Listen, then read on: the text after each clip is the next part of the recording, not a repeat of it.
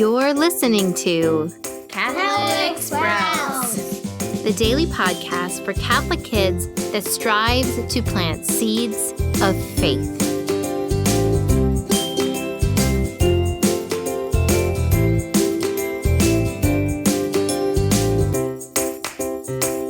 Hey there, Sprouts. Today is Friday, May 14th, 2021.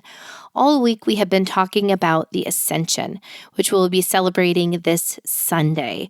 We talked about what happened, how Jesus now reaching out to all people of all nations so that they might come into his family and be part of the church. We also heard about the clouds that we see in lots of stories, that this is the presence of God. Now, before we go on, I'm going to go back to the Bible, and we're going to read a little bit more of the passage from when Jesus ascended. Particularly, we're going to wonder, well, what now? What do we do now that Jesus is back up in heaven? So once again, we're going to read what happened the moment of the ascension and then go on from there. When he had said this, as they were looking on, he was lifted up, and a cloud took him from their sight. While they were looking intently at the sky as he was going, suddenly 2 men dressed in white garments stood beside them.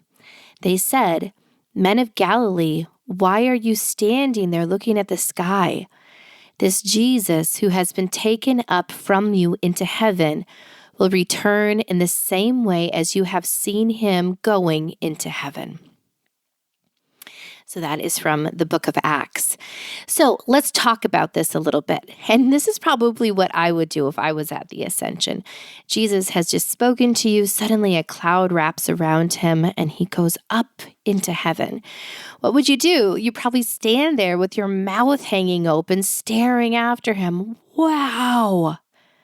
But then these men appear from nowhere.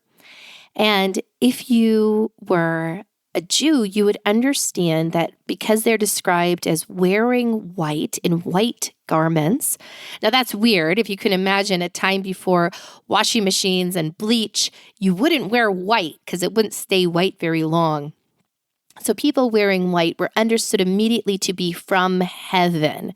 This is why when Jesus at the transfiguration is in white, they automatically know, oh, he's from heaven, he's God.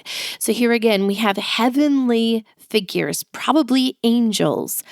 And they're there saying, why are you staring into the sky? Why are you standing here with your mouth hanging open, staring into the sky? Jesus is in heaven, and he'll come back the same way, but it's time to get to work. We aren't supposed to just stand around waiting for Christ to return.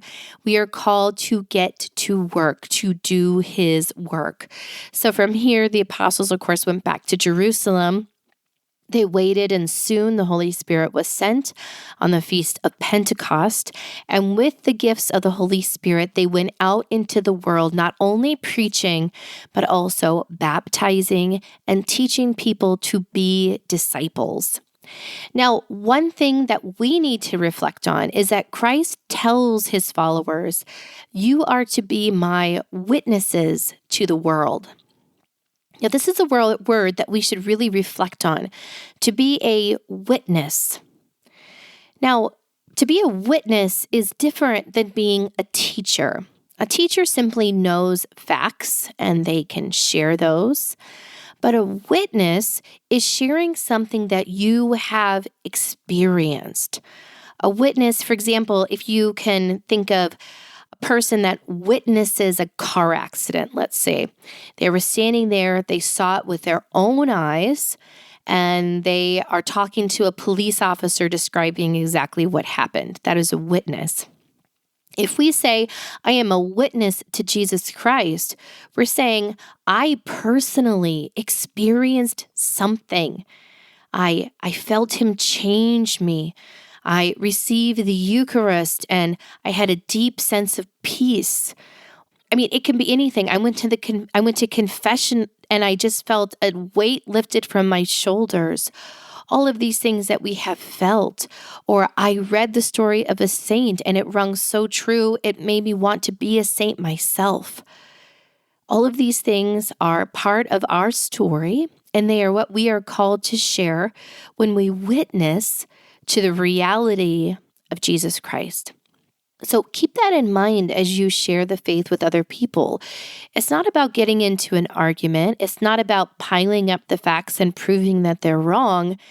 It's sharing how Christ has changed you and moved in your life and spoke to your heart, and being brave enough to share those very vulnerable, even private things with others in a safe place so that they might also open themselves up to Christ and experience Him.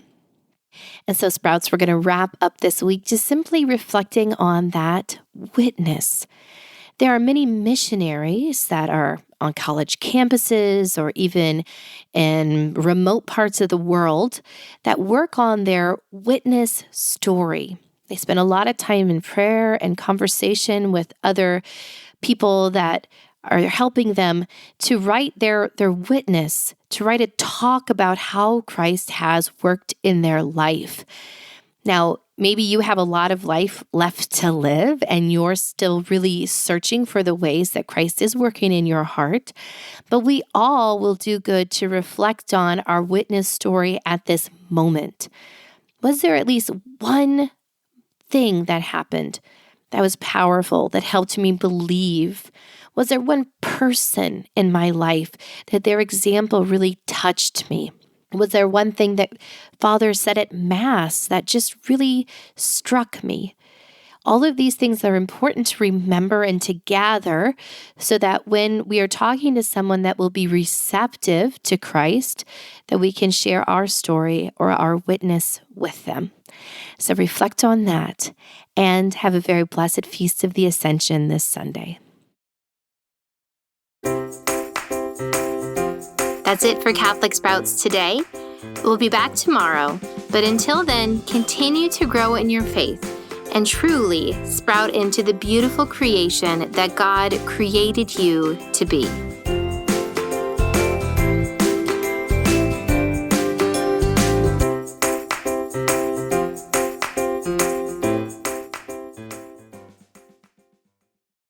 This show is a production of the Spoke Street Media Podcast Network.